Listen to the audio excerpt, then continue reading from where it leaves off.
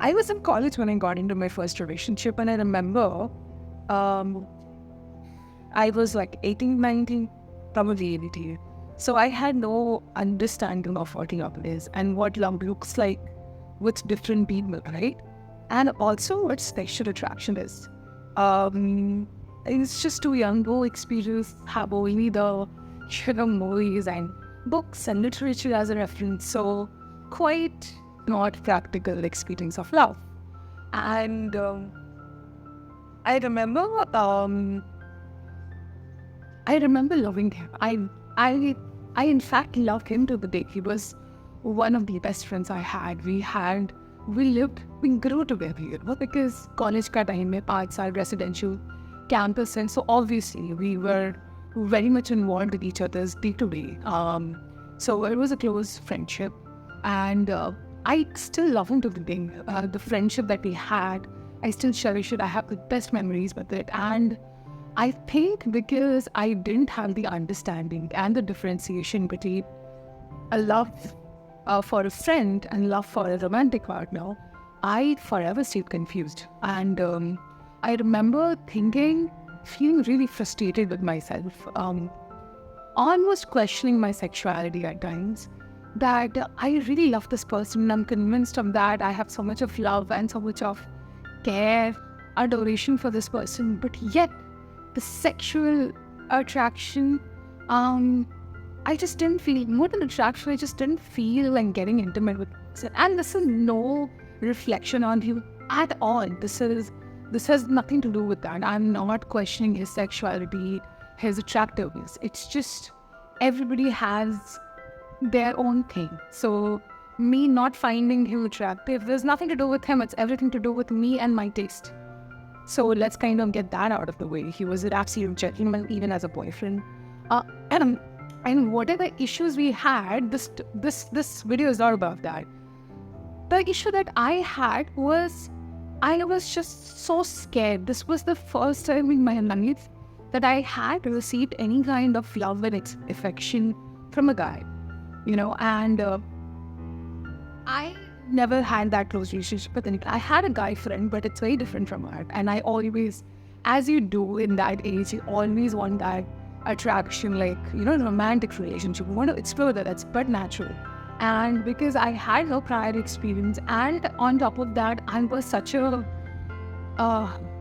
scared person. I couldn't express even like friendships and anything like that. I was just such a non-confrontational, such a people-pleasing, and not having the guts to say what I felt, let alone express it. It reached a point where half the time I didn't even know what I was feeling in the first place. So that led to a lot of mess, not just in romantic relationships, but in other things as well. And I had learned from my own to kind of, whenever I was angry, to suppress it, and it came out in passive-aggressive behavior and all that jazz, which is what I did in that relationship. I stayed in that relationship for a total of 5 years, which is way more than it should have gone for. I think I knew within the first 6 months somewhere in my heart, and this is not what I thought it was. Again, no fault of the person. I just, initially when I was attracted to him, whatever attraction I had, I think I just had that as a person. I really wanted to know that person. He looked really fascinating to me.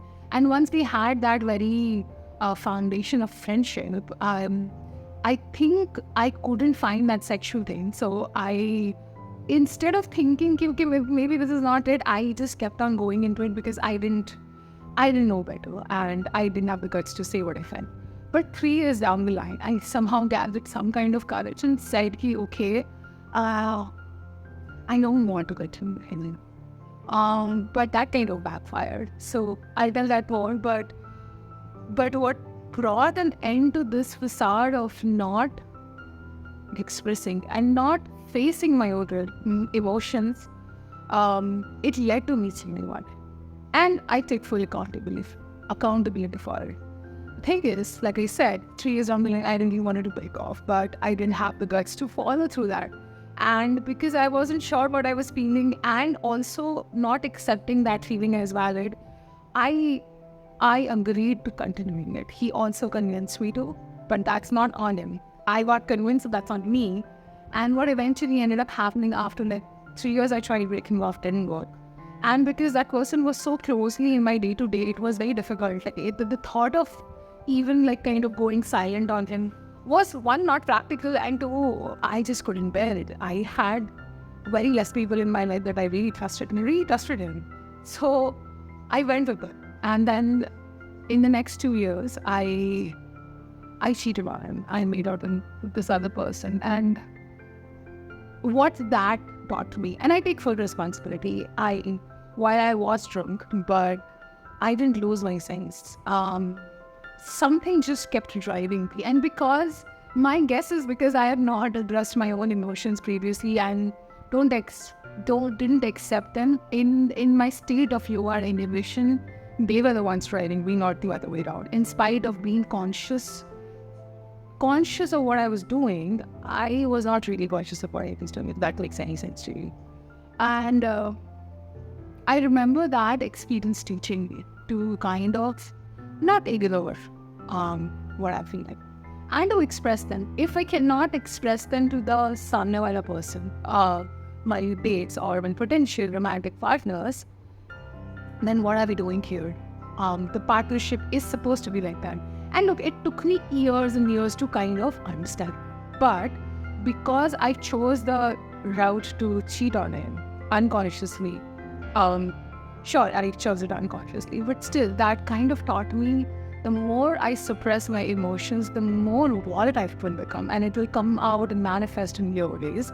And that is much more hurtful than me actually having that difficult conversation. And like I said, it took me years to get to a point where I'm comfortable having that kind of difficult conversation, but that was the start. And from there on, I decided to be as transparent as possible in my relationship. So even in a casual setting, if I talk to a person, if someone has put in a lot of time and effort to even talk to me, I make it a point to clarify with them if I want or whatever it is going on. I became extremely transparent, which I realized was a thing of respect to be done to other people and to also expect it from other people. That lesson was really, really valuable to me. It also taught me to differentiate between sexual attraction or just attraction of a person.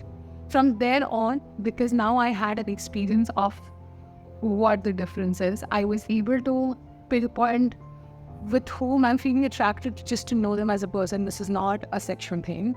And sexual attraction is necessary for me in my romantic relationships. People have different preferences. That was my preference. So it was important for me to figure that out. That first relationship was a good indicator of that. It taught me a lesson.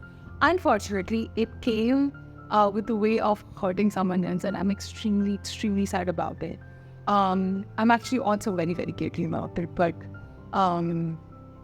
there isn't much I can do about it now. I wish I had maturity back then.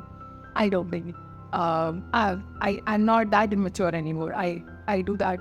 I have better understanding of life now. So now in my next relationships and my current relationship, I'm much more mindful of what I do.